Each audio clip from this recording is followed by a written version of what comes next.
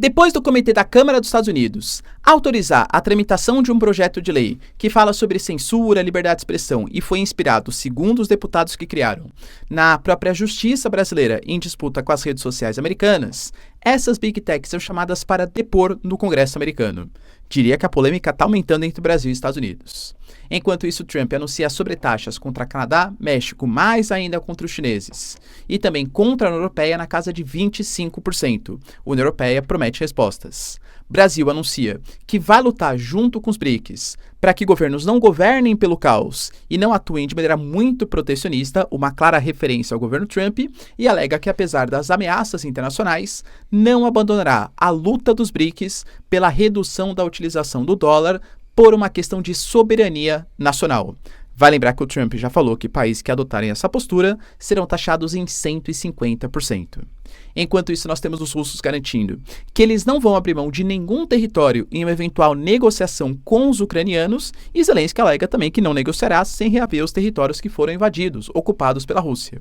Enquanto isso, Rússia e Estados Unidos estão fazendo uma reunião para discutir questão do alumínio e exploração de terras raras, talvez até deixando de lado os ucranianos, e também a exploração do Ártico, uma das regiões, se não a região, mais estratégica para o século XXI. Para finalizar, pessoal, falar também sobre a União Europeia, que promete aumentar os seus gastos na casa de centenas de bilhões de euros, com a França anunciando a construção de caças nucleares para mandar para a Alemanha, e a Alemanha prometer fazer um fundo para voltar a ser a maior potência militar do bloco europeu.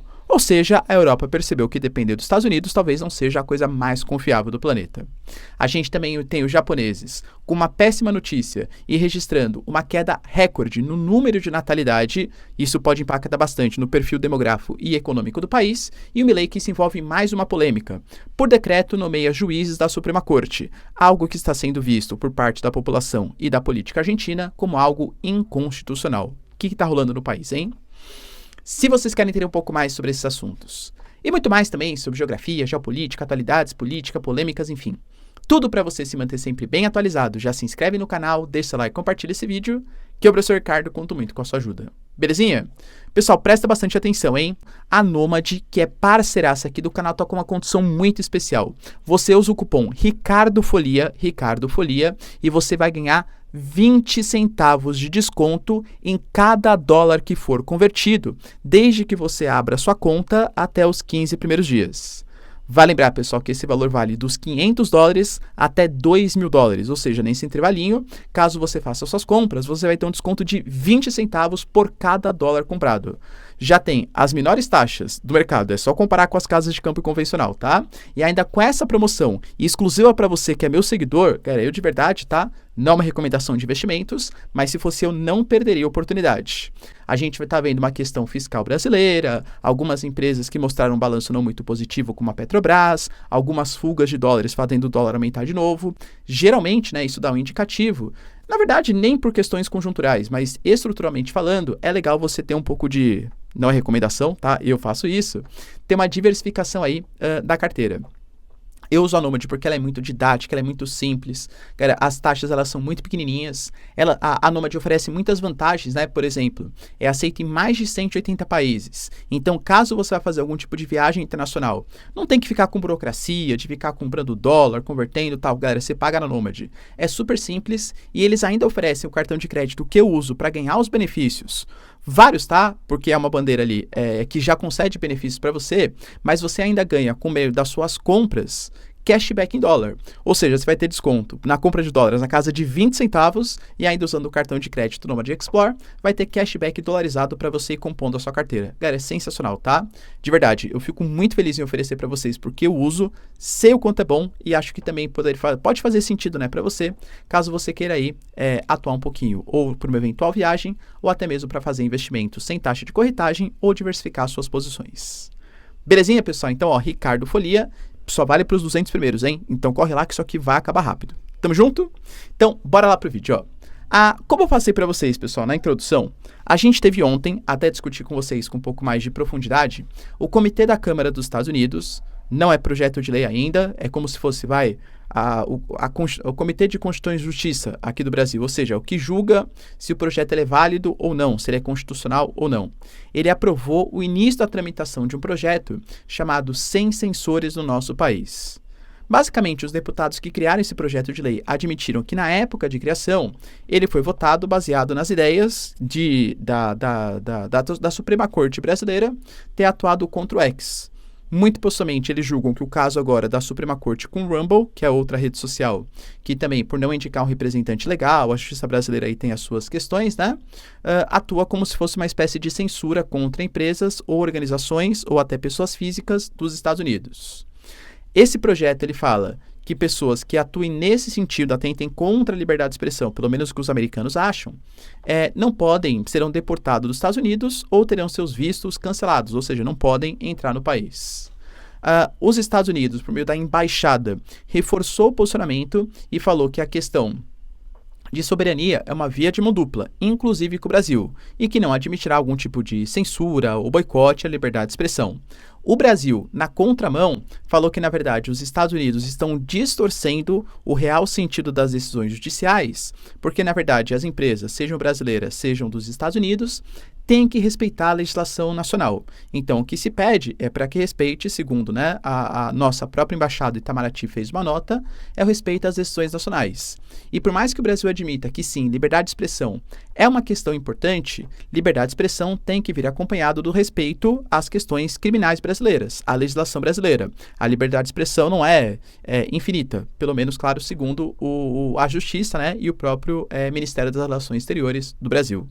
Só que isso vai dar um pano para manga, porque a gente sabe, né, que pelo discurso do Mark Zuckerberg, que falou que quer perseguir as cortes ocultas que atuam na América Latina, o discurso do Elon Musk, o próprio discurso do Trump e tal, talvez eles usem o Brasil como uma espécie de caso, como eles estivessem combatendo a censura ou o boicote aí à liberdade de expressão. O Brasil aparentemente não vai arredar o pé e vai continuar com a sua posição firme, alegando que isso é uma questão de soberania brasileira, porque no território brasileiro valem as leis brasileiras. O Comitê da Câmara dos Estados Unidos, para apresentar a proposta para o Congresso americano, que vai ser votado, e lembrando que hoje tanto a Câmara como o Senado são de maioria republicana, o que deve ajudar bastante, claro, né, o governo Trump, convocou uma série de big techs, incluindo algumas que não são muito pró-governo brasileiro. Ou seja, aparentemente, a justiça brasileira não será muito bem falada no Congresso americano. E enquanto eu gravava para vocês, o Alexandre de Moraes fez uma declaração polêmica. Primeiro falando sobre os princípios da ONU, muito possivelmente criticando o governo americano que não respeita algum desses princípios e o Brasil sim, e alegando que o Brasil deixou de ser uma colônia no dia 7 de setembro de 1822. Ou seja, não deve mais satisfação aos países centrais. Percebam, novamente ressalto, como a briga jurídica brasileira e política americana pode ganhar alguns capítulos aí nos próximos dias e semanas. Enquanto isso, galera, tivemos também uma notícia bem importante do Trump anunciando, na verdade ele já tinha anunciado, mas que ele vai colocar em prática as taxações contra Canadá e também contra México. Essas taxações vão passar a valer a partir do dia 4 de março, porque ele alega... Lembra que ele tinha anunciado as taxas de 25%, só que daí tanto o México como o Canadá tomaram algumas atitudes. Eu até falei para vocês na época, o México desviou cerca de 10 mil militares, prometeu que ia proteger um pouco mais as fronteiras, na questão da imigração ilegal, na questão do fentanil. Só que no final das contas, a medida de verdade, de deslocamento de 10 mil, poxa galera, mesmo sem ameaças do governo Trump, o México já tinha feito coisa muito maior no passado. O próprio Canadá, que também anunciou medidas que já tinham sido anunciadas num passado recente. Então pareceu muito mais para inglês ver, né? Ou seja, Estados Unidos, não vou colocar sobretaxas agora, mas vamos ver se essas pequenas medidas que vocês estão adotando vai ajudar a reduzir a imigração irregular e também a entrada de opioides no meu país. Segundo Trump, ainda há drogas nos Estados Unidos que têm origem desses países. Por isso, não vamos permitir que isso continue prejudicando os Estados Unidos. Até que pare, ou seja muito limitado, as tarifas propostas realmente entrarão em vigor. Como a entrada do fentanil ela acontece pela fronteira do Canadá e do México, taxas contra esses países.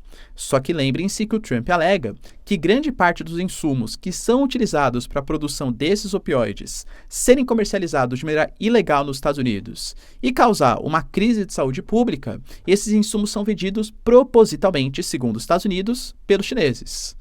Os Estados Unidos já tinham anunciado uma taxa de 10% e agora o Trump alega que como o combate ao fentanil não foi melhorado, mais 10% em cima dos chineses.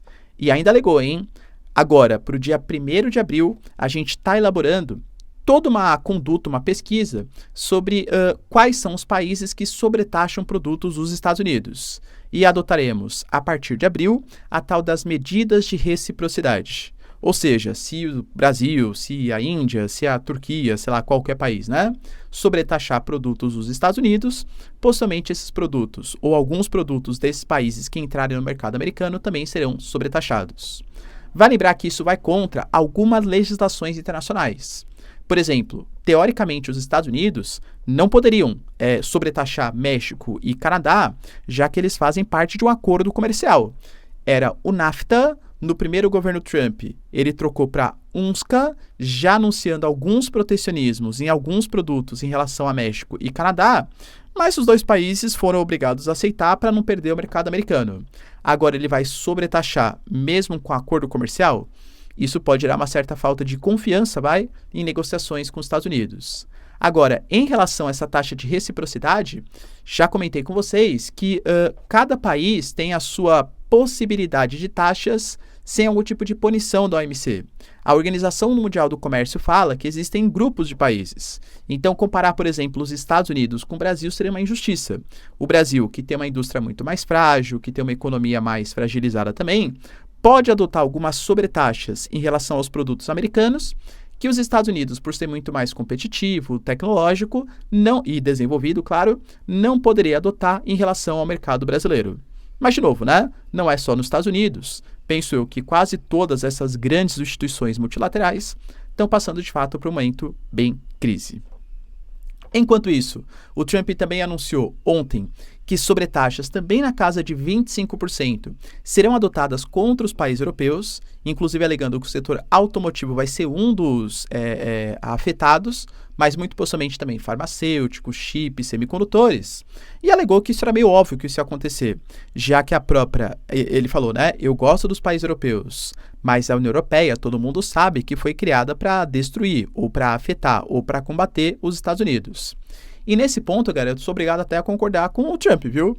Porque, de fato, não sei se combater seria a palavra exata, mas a União Europeia, ela só foi criada após a década de 90, no Tratado de Maastricht, mas a integração do bloco europeu, vamos começar, bem no embriãozinho, começa no Benelux, lá, um pouquinho antes do final da Segunda Guerra Mundial, em 1944. Depois teve a criação da CECA, do mercado comum europeu, a integração com outros países.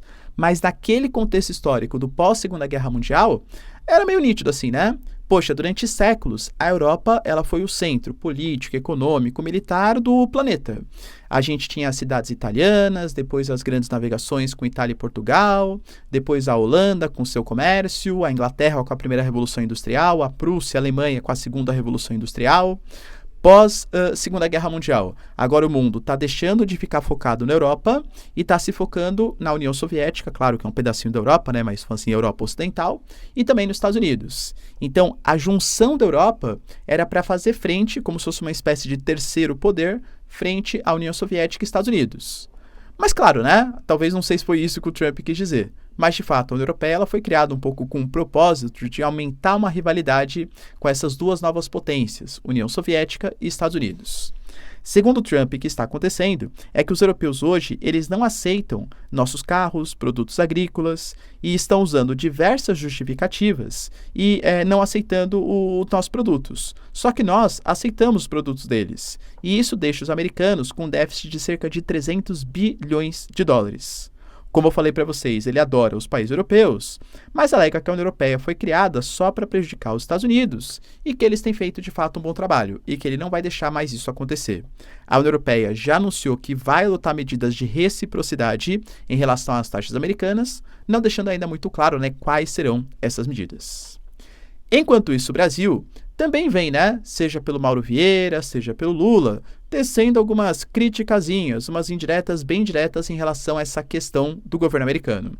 Por exemplo, em uma cúpula, né, dos BRICS, na verdade uma pré-cúpula dos BRICS, o Lula anunciou que as ameaças do Trump não impedirão a determinação do grupo de buscar plataformas alternativas de pagamento para os países membros. Afinal, essa rede ou essa nova forma de pagamento vai reduzir a vulnerabilidade e os custos para os países. Os BRICS pleitearam com muita força no ano retrasado e no ano passado a ideia de uma moeda comum. É fato que hoje o Brasil já não fala mais na criação dessa moeda comum. A Rússia até inclusive falou, né? Imagina, nunca falei de moeda comum. Pô, cara, tem foto do Putin com uma nota dos BRICS na mão, né? Então, sim, eles falaram, tá? Mas agora, aparentemente, o que eles desejam é um sistema alternativo de pagamentos ao sistema SWIFT e a utilização de moedas locais. Coisa até que relativamente parecida com o que Brasil e Argentina fazem hoje. Brasil e Argentina, por exemplo, têm alguns intercâmbios de mercadorias que são feitos em peso ou em real. Ou seja, o Brasil alega, né, que depender muito do dólar, seja para as trocas comerciais, seja para a reserva estratégica, deixa o Brasil muito na mão dos Estados Unidos, que pode sofrer com eventuais sanções, eventuais taxações dos Estados Unidos e precisa diversificar suas moedas. Vale lembrar que o Brasil está na presidência dos BRICS esse ano. E aí a gente vai ter que pautar as reuniões. O Brasil já deixou claro que a desdolarização, não com a criação da moeda comum, mas desse sistema de pagamentos alternativo e moedas locais como forma de transação, deve acontecer. O Trump também já anunciou que países que pleitearem isso podem ser taxados em 150%. Se os BRICS de fato levarem isso para frente, será que ele vai ter coragem de taxar Índia em 150%? China, Brasil, Rússia, África do Sul? Se a gente pegar os novos membros aí, Irã acho que sim, né? Mas Irã, Emirados Árabes, Egito, Etiópia, Indonésia, que recém-ingressou, os membros parceiros que também podem lutar por isso, não sei se os Estados Unidos teriam, assim, tanta coragem para sobretaxar em 150% todos esses países. O Lula também falou, galera, da questão que existem governos que apostam no caos e que o mundo não pode ser moldado pela lei do mais forte, uma clara referência, claro, ao governo Trump, e falando também das Big Techs, que hoje são grandes corporações que não podem ter o direito de silenciar e desestabilizar nações inteiras com as suas desinformações. Em um momento, como eu falei para vocês, né, do Comitê da Câmara dos Estados Unidos, da discussão, do Rumble, do X, enfim, acho também que é uma indireta aí ao governo americano. Enquanto isso, galera, tivemos também palavras de Peskov, que é o porta-voz do Putin, mais uma vez falando sobre as questões da guerra Rússia-Ucrânia e da possibilidade de paz. O Putin, hoje, ele anunciou um certo otimismo e falou, olha como o ambiente melhorou. Só com a troca de governo, o novo governo americano aparentemente demonstra muito mais responsabilidade assim, entendimento, né, empatia, para entender os reais motivos do conflito e coisa que vale. Nesse momento, o que o Peskov falou é que a Rússia não devolverá os territórios que foram ocupados. Afinal, esses territórios são parte integrante do nosso país e é absolutamente incontestável e não negociável. Ou seja, a gente não vai negociar. O Zelensky fala, por exemplo, que ele também não quer recuar. Ele até admitiu, no passado recente, gravei para vocês, que ele estava disposto a renunciar se isso trouxesse a paz. Mas não qualquer paz. Uma paz que permitisse a Ucrânia entrar para a OTAN e uma paz também que reavesse, se não integralmente, né, não sei, por exemplo, a Crimeia, mas pelo menos parte dos territórios ucranianos. E vai lembrar, pessoal, que a Ucrânia muito possivelmente vai usar Kursk, ou quer usar Kursk, como se fosse uma espécie de moeda de troca. Vai lembrar que também Estados Unidos e Reino Unido farão uma reunião hoje, né? A gente tem o Keir Starmer fazendo uma visita ao Trump e muito possivelmente a ideia de um acordo de paz que tenha que ter a participação dos países europeus vai ser levada em consideração, mas além disso temos uma reunião também feita em Istambul, na Turquia, entre representantes russos e representantes americanos. E como eu compartilhei com vocês, o principal assunto não é a guerra Rússia e Ucrânia. Senhor, não? Pode falar, mas não é o principal assunto. É a retomada das relações bilaterais. Segundo Rússia e Estados Unidos, o que vai ser discutido é a cooperação da exploração mineral. Eu até coloquei para vocês, a Rússia falou, poxa, Estados Unidos, vocês estão cogitando ajudar o Zelensky, porque ele tem os minerais terras raras, né? Sabe quem tem a quinta maior reserva do planeta? e Rússia. Sabe as reservas, as terras raras ucranianas? Grande parte agora estão sob domínio dos russos. Não é melhor fazer um negócio comigo? Aparentemente isso vai acontecer e a Rússia se predispôs, inclusive, a mandar um pacote, né, de alumínio, enfim, né, entenderam, né, com carga aí de alumínio para ser negociada com os americanos, já que os Estados Unidos estão sobretaxando alumínio e aço, isso pode gerar algum tipo de déficit para a indústria local. Só que isso já era meio que percebido e sabido. Uma grande informação que foi trazida à tona é a questão da cooperação no Ártico. Vale lembrar que hoje o Ártico é uma região super estratégica, principalmente com o derretimento das calotas polares, porque abre espaço para posicionamento militar. Sim, Rússia e Estados Unidos estão muito mais próximos do que você imagina naquele planisfério. O Ártico, galera, é uma pouquinha diferença entre os dois países, e o Ártico é uma região que pode ter várias rotas comerciais, existem vários quebra-gelos, parcerias entre Rússia e China ali acontecendo, e exploração de combustíveis fósseis, tem muito petróleo, tem muito gás. Hoje, o Ártico, ele é, entre aspas, dividido entre Rússia e outros 7 membros da OTAN. Canadá, Dinamarca, por meio da Groenlândia, por isso o interesse dos Estados Unidos, os Estados Unidos com Alasca, a Finlândia, a Islândia, a Noruega e a Suécia. Ou seja, além de toda a questão mineral, também uma questão de defesa, uma questão de navegação e também exploração de combustíveis fósseis. Percebam como Rússia e Estados Unidos estão ficando cada vez mais próximos. Enquanto isso, galera, tivemos também uma notícia super importante da Bloomberg, anunciando que a União Europeia vai aumentar os seus gastos militares como não fazia há muito tempo.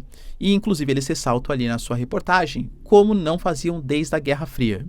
A Ursula von der Leyen, que hoje é como se fosse essa espécie de presidente, né, da União Europeia, a chefe do Poder Executivo, anunciou que vai fazer o maior investimento, contando com centenas de bilhões de euros, para uma defesa comum da União Europeia. Tem até uma reunião de emergência que foi convocada pelo Bloco Europeu para o dia 6 de março, justamente para discutir essa questão. A partir dessa reunião, muito possivelmente uma nova estratégia de defesa comum vai ser feita pelos países europeus. Professor, quer dizer então que agora com centenas de bilhões de euros, eles vão conseguir resolver todos os problemas? É mais ou menos, né? Por quê? Como eu ressalto, a União Europeia, do ponto de vista tecnológico, Alemanha, Reino Unido, França, são assim grandes potências. O problema é que hoje eles não têm muita capacidade produtiva, existem poucas indústrias bélicas no país. A Alemanha talvez seja uma exceção, né? Mas os outros países, pouca indústria bélica. E faltam equipamentos, já que grande parte foi cedido por conta aí da guerra Rússia e Ucrânia. Ou seja, falta inventário e falta capacidade de produção. Então, muito possivelmente será um plano mais que a longo prazo. Só que em meio a isso, a gente já tem alguns países se mobilizando. Quando a gente analisa, por exemplo, o poderio nuclear da Europa, a gente sabe que hoje quem tem suas próprias armas nucleares é França e Reino Unido. Quando você pega países como a Alemanha, como a Itália, por exemplo, são países que contam com armas nucleares dos Estados Unidos, ou seja, estão subordinados aos interesses americanos. Por mais que o Pete Hegseth, que é o secretário de defesa dos Estados Unidos, tenha garantido que os Estados Unidos não abandonará a Europa nesse momento, acho que os europeus não estão confiando muito. Tanto que o Macron anunciou a produção de mais caças, inclusive com capacidade e com armamento nuclear, que será repassado para a Alemanha. A própria Alemanha, que já vinha se rearmando com Olaf Scholz, plano de 100 bilhões de euros foi feito, deve anunciar agora com o Merz, Friedrich Merz, que é o novo chanceler, ou será, né, depois da composição do governo, a tentativa de 200 bilhões de euros. A grande questão é que, como eu trouxe para vocês, esses 200 bilhões de euros vão ser feitos para quê? Para rearmamento da Alemanha ou para rearmamento do bloco europeu, inclusive com dinheiro ou equipamento sendo cedidos para a Ucrânia. Porque se for isso, a AfD, que tem hoje mais de 20%, ou terá, né, 20% do Congresso, possivelmente não vai concordar. Quando a gente pega, por exemplo, o partido à esquerda, que também aumentou sua presença no parlamento alemão, eles também não concordam com políticas de rearmamento da Alemanha. Então, será que a Alemanha vai conseguir? Até porque é caro. E a Alemanha tem um princípio constitucional, que é o princípio do freio da dívida. Hoje, o Merz não pode criar do nada um pacote de 200 bilhões de euros. Ele vai cortar gastos, então, de áreas essenciais, educação, transporte, saúde, para investir em aspecto militar? Será que a população alemã aceita isso? É um desafio, mas a Alemanha tem como proposta na cabeça voltar a ser a maior potência militar do bloco europeu. Será, pessoal, que vai conseguir?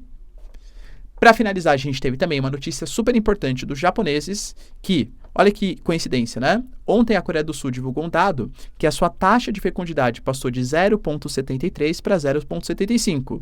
Um aumento risível, mas importante porque mostra uma reversão da tendência de queda. O Japão, pelo contrário. O Japão anunciou, galera, uma queda histórica dos seus nascimentos. Se em 2023 eles tinham uma taxa de natalidade, em 2024 essa taxa de natalidade caiu em 5%. Para vocês terem uma noção, hoje a gente teve o anúncio, né? Pouco mais aí de 700 mil nascimentos. É o pior desempenho desde quando o Japão começou a medir, fazer uma espécie de censo demográfico. Os números, eles são tão alarmantes, tão preocupantes, que hoje o Japão ele tem quase o dobro de mortes por ano do que de nascimentos por ano. A população japonesa hoje, que tem cerca de 123 milhões, teve uma queda em relação ao ano passado de quase 0,5%.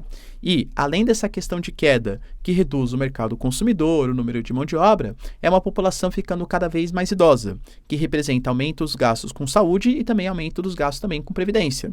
Fora que vai faltar também mão de obra, tá? Eu até citei para vocês, Tóquio, de verdade, lançou um aplicativo, tipo um Tinder estatal, entre aspas, onde as pessoas se cadastram, colocam ali as suas preferências, até declaração do imposto de renda para saber exatamente com quem você está se relacionando, e o governo incentiva que essas pessoas se relacionem para ter filho. Se a Coreia do Sul conseguiu reverter um pouquinho a queda, o Japão, pelo menos por enquanto, não está conseguindo. E para finalizar, pessoal, Milei, que vem se envolvendo em algumas polêmicas nos últimos dias, como a questão da criptomoeda da Libra, enfim, adotou mais uma medida polêmica. Ele nomeou 2 juízes da Suprema Corte. Mas está exagerando. Isso é um preceito constitucional. Concordo. Só que assim como na Argentina, assim como no Brasil, na Argentina, para indicar o juiz da Suprema Corte, tem que passar por uma sabatina do Senado. O Milei, ele alega que hoje o Senado está dominado pela oposição e até a presidente do Senado, que não por coincidência é a sua vice, Victoria Villarruel, a mesma que o Milei acusou a questão de meses aí, que era uma esquerdista, que era uma oposição ao seu governo, segundo Milei, não aceitou, ou pelo menos não votou, os 2 indicados a juízes da Suprema Corte. Hoje a Argentina está com 3 dos 5 cargos possíveis.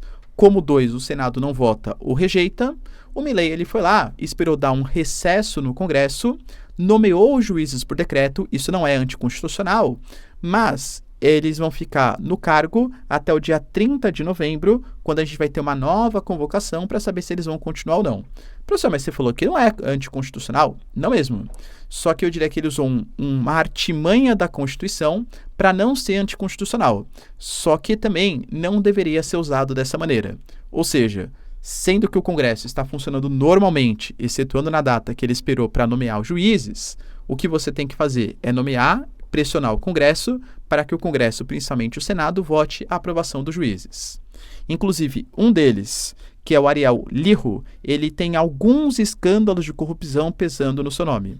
Para vocês terem uma noção, até aliados, como Maurício Macri, por exemplo, ex-presidente da Argentina, criticou a medida e fala de autoritarismo. A Human Rights Watch, que também é uma ONG internacional, alega que a Argentina nunca passou, acho exagero, né? A Argentina tem uma ditadura de fato, mas nunca passou por uma distorção tão grande em relação ao poder judiciário do país.